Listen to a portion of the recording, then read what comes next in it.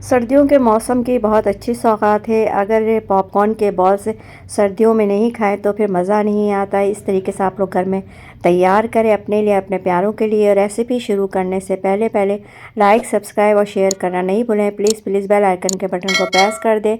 बिस्मिल्लाहिर्रहमानिर्रहीम। यहाँ आधा पाव मैंने पॉपकॉर्न लिया और इसमें 1 टेबल स्पून आपने ऑयल डाल करके पॉपकॉर्न को इस ऑयल में अच्छे तरीके से आप लोगों को इसको भूनना है जब तक इसका कलर चेंज नहीं हो जाए।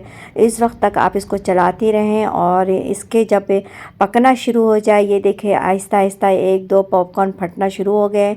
अब मैं इसके ऊपर ढक्कन ढाक दूंगी कि बिल्कुल ये तैयार है पकने के लिए। ये देखिए अल्हम्दुलिल्लाह। अब इसके 2-3 मिनट्स के बाद अल्हम्दुलिल्लाह अल्हम्दुलिल्लाह ये देखिए कितना ज़बरदस्त है ये पॉपकॉर्न पका है और एक एक दाने अलग अलग हो गए, फूल की तरह ये खिल गए।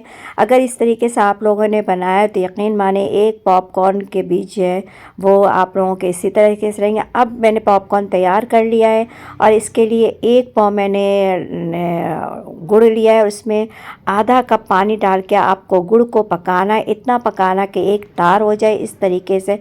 अब इसमें सारे पॉपकॉर्न में डाल के इसको मिक्स कर लूँगी और ये काम आप लोगों को जल्दी जल्दी करना है, टाइम वेस्ट नहीं करना है क्योंकि गुड़ जमना शुरू हो जाएंगे और हो जाएगा इस तरीके से। ये देखें जिस तरह मैं चला रही हूँ, आप लोगों को सारे पॉपकॉर्न को गुड़ में मिक्स करना है और ऊपर से पॉपकॉर्न तो गर्म हो जाएगा गुड़ की वजह से, लेकिन हाथ नहीं चलेगा। अगर आपने ऊपर ऊपर के लेयर्स को इस तरीके से लड्डू बना के उसको दबा के बनाएं तो ढेर सारे लड्डू आप इस तरीके से तैयार कर सकती हैं।